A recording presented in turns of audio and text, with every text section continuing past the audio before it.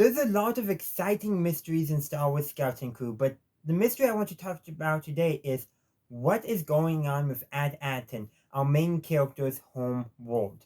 So first, let us establish what we know. So we know one is basically planet Suburbia. Two, we know that they have little to no contact with the outside galaxy. In fact, based off events in the first two episodes, it's safe to assume and conclude that they have not had contact with the greater galaxy since the time of the Old Republic. Pirates believe At Attin to be a myth, a legend, a world with treasure that has been lost to time and may not even exist and probably doesn't exist. That's what they believe. If we look at some of the credits that Rim had on hand, they had the symbol of the Old Republic going on. In the classroom scene, well, the day before the big test to determine what their career is going to be, that standardized test, it is mentioned that basically the career they chose will help contribute to the Republic's great works. That reminds me of the High Republic. So, what is going on, and what was At Attin's role in the great works of the High Republic that we get to see in the High Republic publishing line? There are some connections there, and it's very interesting. And I think those two things, that the High Republic connection and the pirate connection, go together. Now, I will say this: I feel like for At Attin to become a myth, it will almost need to be older than the High Republic, which is definitely possible.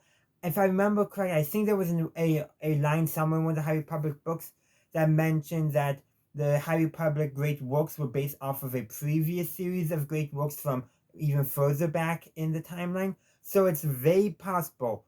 And then there's one other thing too, the barrier around the planet, and that there's restricted zones on the planet. Restricted zones through the woods where the ship that the kids found crashed. Who knows how long ago it crashed? But definitely there is something there. There's probably other restricted zones as well. Leaving the planet is considered a grave offense. Entering the planet is probably considered an equally grave offense as well. So what do all these little bits of knowledge tells us? So I would like to paint a picture. It is the Republic. It's in its glory days. Maybe High Republic, maybe Old Republic, but it doesn't matter. Great works are going on, and the planet At Attin is chosen for a special reason, chosen for a special project, a city building, an urban planning project to create a utopia type planet. The idea is that a lot of the dangerous jobs are going to be performed by droids, while the people get to live in comfort and safety, and they get to, for work, they have tasks to do, to make sure things run, but they don't have to do any manual labor or put themselves in any danger at all. It's this great experiment. But something happened. Something happened. Pirates came rid of it, or something along that. Something made the planet a target for pirates. Maybe they stored a lot of credits there. Maybe it was something else. But something drew pirates there, and in order to protect the planet, it was decided that they were going to create this barrier that will prevent ships from entering the planet. Any that did make it through would be guaranteed to crash, so they could never leave until ships were banned from ever leaving once again. And then over the centuries, the At Attin has faded into obscurity and mystery. It survives in seedy spaceports and stories told by pirates and smugglers of this lost treasure world that only the bravest few could ever seek out. That's the picture I want to paint for you. And I think it's a very likely picture. And there's another piece of evidence that suggests that they have had no contact, and that planetary travel into space or even flying is not done, because Fern and KB's speeder bike needs a new power converter, and that it's mentioned that the scrap yards are very well picked over. This implies to me that a lot of technical components, especially for ships and speeders, are reused over and over again.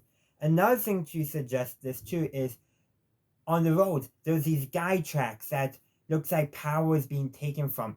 This implies that most vehicles do not have their own power converters on board because they're a scarce resource. Likely what few power converters exist are only being allowed for certain types of vehicles like speeder bikes and it's very limited on how many there are because they don't want people building ships and leaving the planet because that could attract danger to the planet once again. That is what I think is going on with At Attin. But that's not the only possibility. There's many more, and I would love to hear your theories in the comment section down below. But like I said, this is just a theory, a Star Wars theory. Thank you for watching my video. I do hope you enjoyed it. If you did, please be sure to give this video a like and share. Also, consider subscribing to my channel to stay up to date on all my latest content. In the meantime, thank you for watching, and as always, have a good day, a good night, wherever you are. May the Force be with you, always.